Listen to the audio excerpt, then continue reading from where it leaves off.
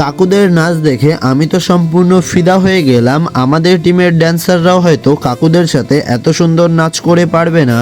Hey hello everyone, কেমন আছো তোমরা সবাই? এই ভিডিওটির আগের পর্বে তোমরা দেখেছো প্রোগ্রাম শুরুর ঠিক কিছুটা সময় আগেই কিন্তু প্রচুর পরিমাণে বৃষ্টি শুরু হয়ে গেছিল। আর আমি তোমাদেরকে আগের ভিডিওতে এটাও জানিয়েছিলাম যে আমাদের বৃষ্টির পরে প্রোগ্রাম হয়েছিল না প্রোগ্রামটা ক্যান্সেল হয়েছিল, আমি তোমাদেরকে এই ভিডিওতে জানিয়ে দেব।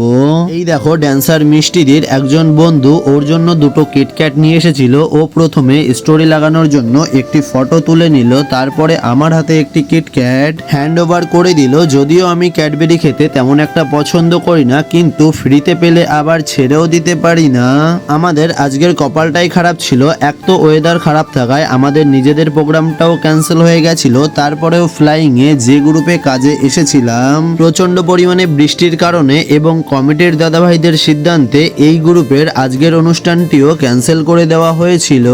আর সেই কারণেই তাড়াতাড়ি করে ড্যান্সাররা মেকআপ তুলে ফ্রেশ হতে শুরু করেছিল। আর আমি বলদের মতো গ্রিন রুমের এক কোণে চেয়ার নিয়ে বসেছিলাম, কারণ প্রচন্ড বৃষ্টির কারণে আমি গ্রিন রুমের থেকে বাইরে যেতে পারছিলাম না। এইদিকে সমস্ত ড্যান্সারদের লাগেজ এবং সমস্ত প্রয়োজনীয় জিনিসপত্র গোছানো হয়ে গেলে বাচ্চাদের এই খেলনার বন্দুক ও অস্ত্রগুলো একজন দাদা ভাই ভালোভাবে গুছিয়ে নিয়েছিল। তারপরে আমরা সোজা চলে গেছিলাম আমাদের লাগেজগুলো গাড়িতে বাঁধার জন্য।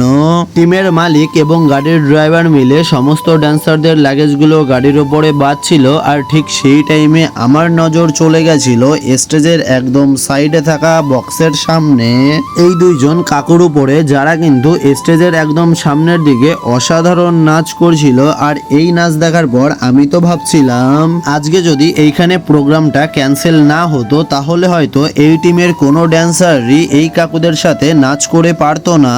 কিছুটা সময় কাকুদের অসাধারণ নাচ এনজয় করার পরে আমরা রওনা দিয়ে দিয়েছিলাম আজকে রাত্রে আমাদের টিফিন করার জন্য। কমিটি থেকে তো ভাতের ব্যবস্থা করেছিল, কিন্তু আমাদের আগে যে সমস্ত ড্যান্সাররা খেতে বসেছিল তারা বলল ভাতগুলো নাকি নষ্ট হয়ে গেছে, সেই কারণে কমিটি থেকে আমাদেরকে ভাতের বদলে মুড়ি এবং তার সাথে মাছের তরকারি দিয়েছিল টিফিন করার জন্য। মাছের তরকারি দিয়ে মুড়ি খেতে বেশ ভালোই লাগছিল।